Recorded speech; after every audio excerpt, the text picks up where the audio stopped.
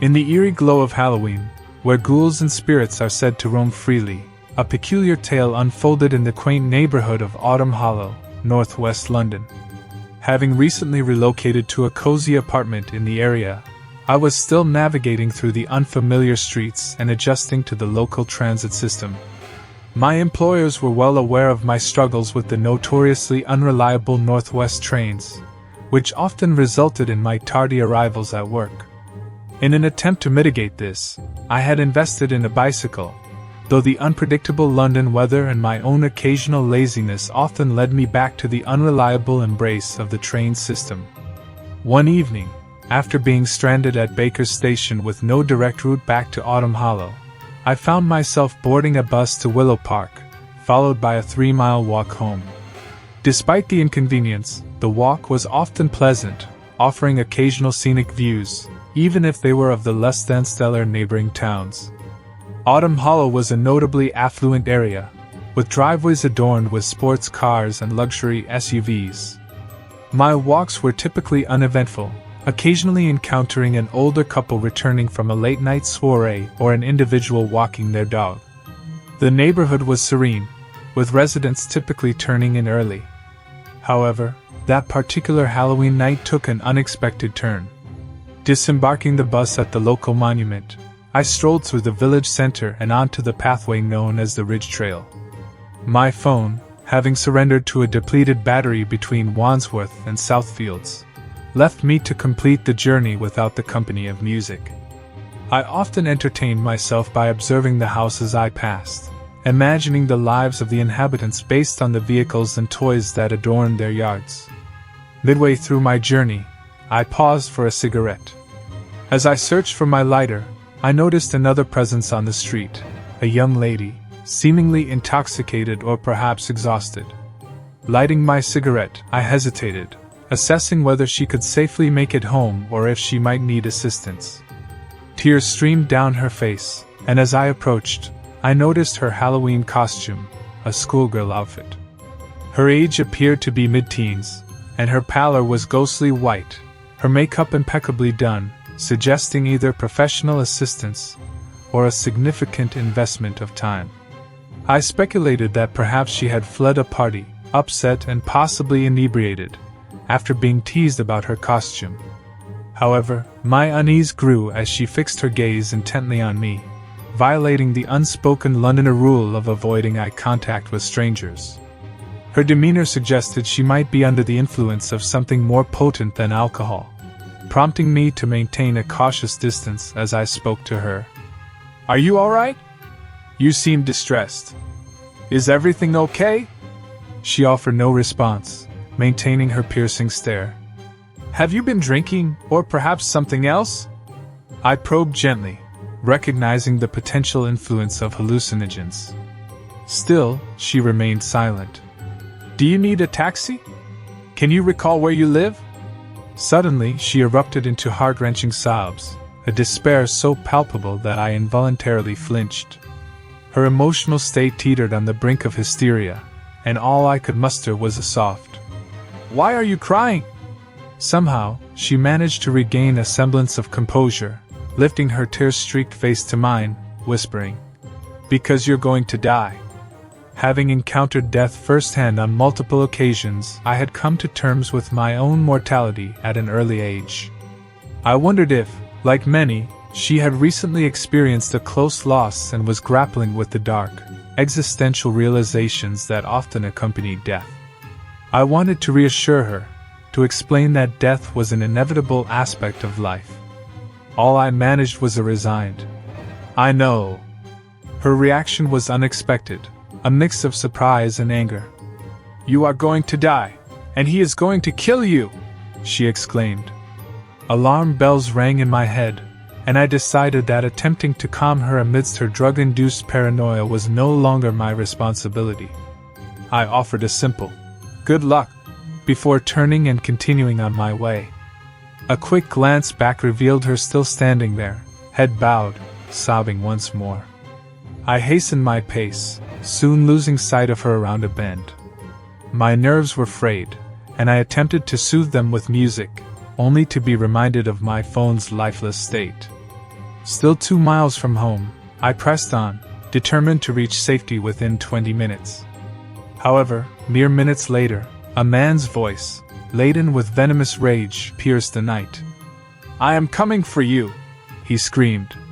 The voice seemed distant, originating from the same direction as the girl. I surmised that I was the target of a Halloween prank, yet I refused to indulge the perpetrators by demonstrating fear. The man's voice sounded again, this time alarmingly closer. "I hate you!"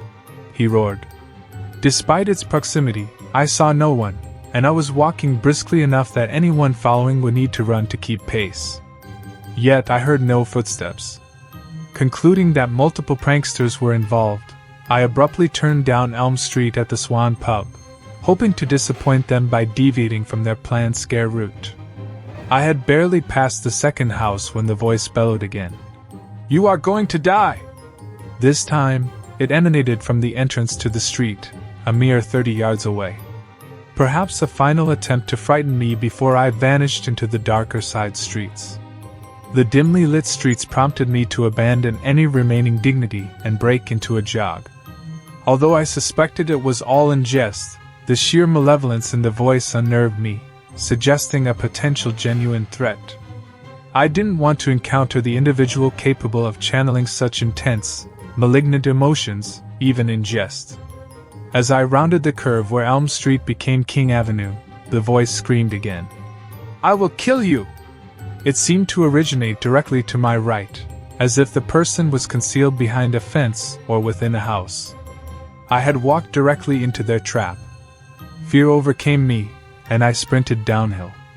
Panic set in as the voice enveloped me, its rage omnipresent. "I hate you!" it shrieked. "You coward! Die, die, die!" The adrenaline coursing through my veins amplified every sensation.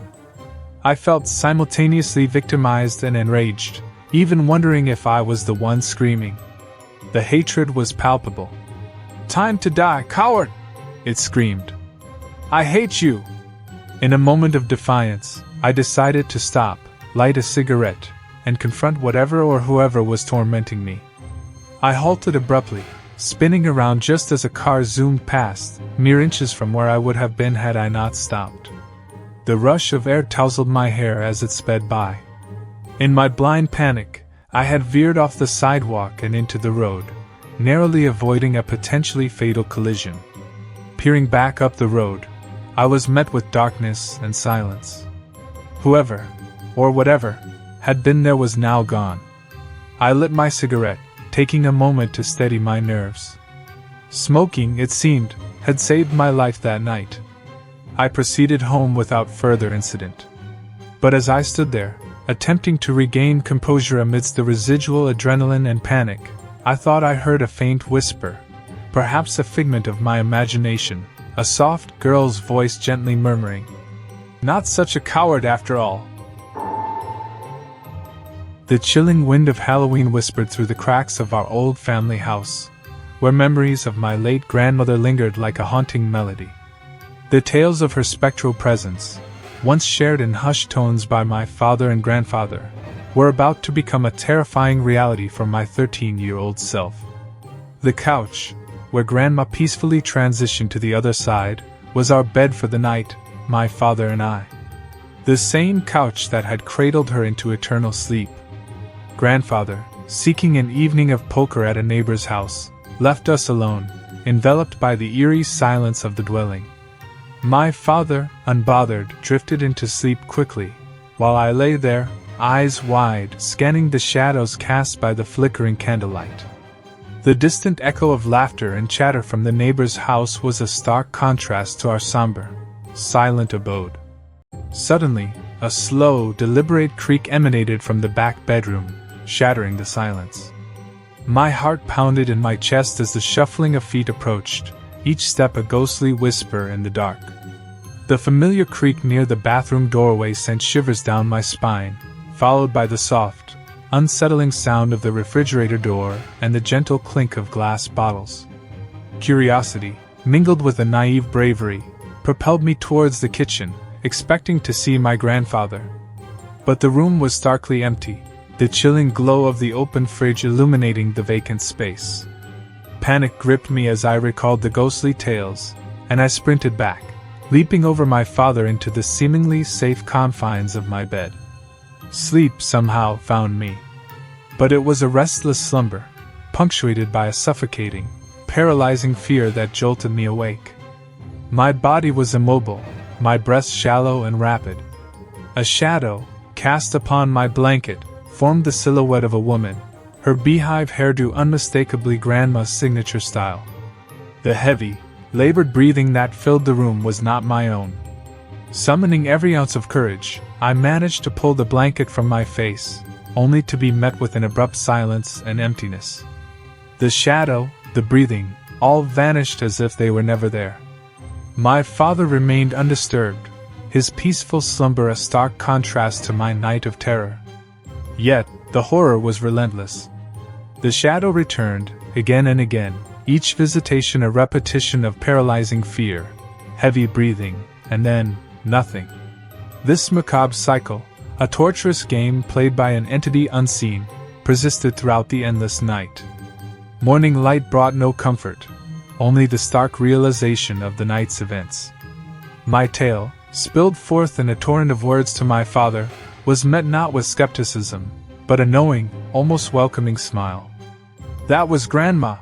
he exclaimed, his eyes gleaming with a mixture of fear and acceptance. The reality of the night, the terror that gripped me, was acknowledged and validated in those 3 words. Grandma, in her spectral form, had visited, blurring the lines between the living and the dead, leaving me forever haunted by that Halloween night in our family home. When I was just a 9-year-old kid, my little sister and I found joy in the simplest of things, like visiting the thrift store with our weekly $5 allowance. My sister, a curious 7-year-old, was particularly drawn to stuffed animals. But one chilly October day, a day too close to Halloween, our innocent adventures took a dark, eerie turn. We stumbled upon a life-size baby giraffe plush at the store. It stood 4 feet tall, and my sister was instantly enchanted by it, despite its almost human-like eyes that seemed to pierce into our souls. After some pleading, Mom gave her the extra $5 she needed to bring it home. The giraffe joined a black lab, a lion, and a dolphin in her growing collection of plushies. But these weren't ordinary stuffed animals. Strange occurrences began to unfold in our home, especially when my sister wasn't around. The black lab would mysteriously appear in the hallway, despite being left in my sister's closet. The dolphin, stationed in the walk-in closet, would eerily turn to face anyone who dared to enter. Only the lion seemed dormant, uninvolved in the unsettling activities. One stormy afternoon, years later, the true horror unveiled itself. I was home alone, having left school early due to a burgeoning flu. My sister was still at school, Mom was out for groceries, and Dad was at work. The storm outside mirrored the unease growing inside me, as I wrapped myself in a blanket, trying to find comfort in the glow of the TV. Thumps from upstairs, initially dismissed as the antics of the storm, soon morphed into undeniable fear when I heard the crash of a plate. My heart raced as I thought of Mom's cherished china set, a family heirloom. I mustered the courage to investigate, only to be greeted by the giraffe, its unnerving eyes staring intently at me, positioned ominously at the top of the stairs. My cats, normally playful and curious, were huddled together, wide-eyed and visibly shaken. The plates, to my surprise, were undisturbed.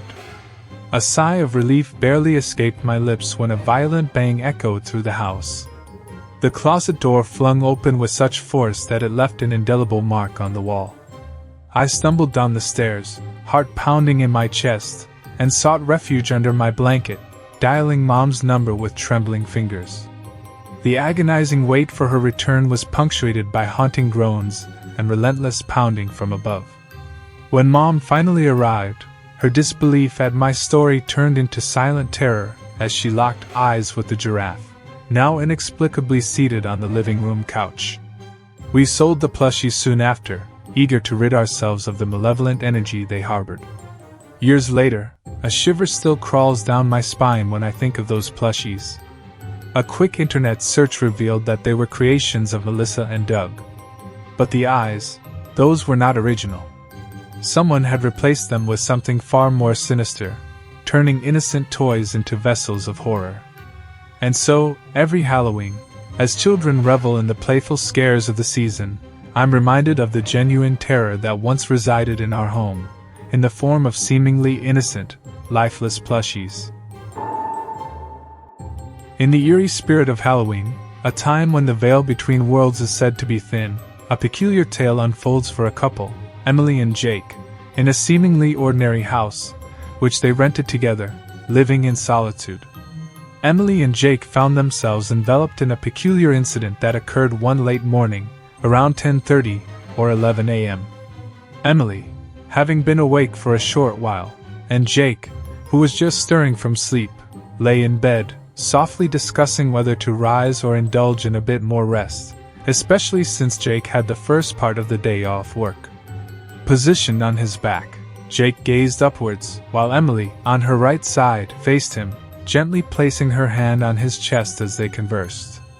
Emily's back was to their bedroom door, a mere 8 or 9 feet behind her. Abruptly, a bizarre sensation permeated the room. It was as if the air had been either vacuumed out or had become incredibly dense, almost creating an underwater or altered gravity effect, causing the room to seemingly tilt. The air pressed heavily upon Emily's body, simultaneously distorting time and inducing dizziness. Her ears popped. Initially, Emily assumed it was a personal experience, perhaps a drop in blood pressure, which she occasionally experienced. However, Jake, with a voice tinged with fear and difficulty, uttered, "Do you feel that too? What's happening?" Realization dawned that something peculiar and frightening was unfolding, as Jake was experiencing the exact same phenomenon. Struggling against the oppressive atmosphere, Emily managed to slur, "I don't know, I can't move." Jake, equally immobilized, murmured, "I can't either," and attempted to roll over and lift his arm, repeatedly whispering, "What's happening?" Emily, too, found movement nearly impossible, akin to being submerged and surrounded by intense pressure. She exerted herself to sit up, to no avail. Then, the doorknob of their bedroom door began to turn. It rotated continuously, not with the intent of entry, but rhythmically, back and forth, in sync with a metronome. It was deliberate. Frozen in terror, Emily's first thought was of an intruder, though the rhythmic turning of the doorknob was perplexing, especially given the absence of a lock on their bedroom door. Despite the strange, gravity-like force immobilizing them, Emily and Jake tried to move. Emily managed to slowly turn her head to observe the doorknob, visibly turning in rhythm. Then, singing echoed through the room. 2 children's voices, resembling young girls, sang a song, the lyrics of which were mostly indecipherable, save for the final word of each sentence. Dancing. The scene was surreal, the doorknob turning in rhythm chhck chhck, chhck chhck while the young voices sang, "Something, something, something, something, something, something, dancing." The singing was playful and taunting, reminiscent of children teasing an older sibling or parent, shaking the doorknob and singing a made-up song in a playful manner, suppressing giggles. As the singing and doorknob turning continued, Emily, in what felt like slow motion, turned back to Jake, who had managed to turn his head and was observing the doorknob, his face a mask of shock and fear. Then, as abruptly as it began, the song ended, and the doorknob ceased its rhythmic turning on the final "Dea" and sighing. Simultaneously, the oppressive, dizzying weight lifted, restoring normalcy to the air and gravity. The entire incident had transpired in about 10 seconds. Jake, springing up, exclaimed, "What the hell just happened?" and raced to the door, flinging it open to reveal an empty living room. Emily joined him, confirming the absence of any presence, while their 2 cats hissed and growled, backed against the living room's far wall. A trail of heat, almost visible like a haze, stretched from their bedroom door, through the house, to the kitchen door. Both the front and kitchen doors were found to be locked. Shaken, they sat on the bed, reassuring each other that the experience was mutual, both having felt the oppressive air and heard the singing girls. The incident, though unsettling and spooky, did not emanate malevolence. The voices of the girls sounded genuinely like two playful children having fun and teasing. Nonetheless, it left Emily and Jake rattled for the rest of the day, with Emily imploring Jake not to leave for work, though he had to. While he was away, every light in the house remained on, along with both TVs in the living room and bedroom. The incident did not recur, but the memory lingered, chilling in its recollection.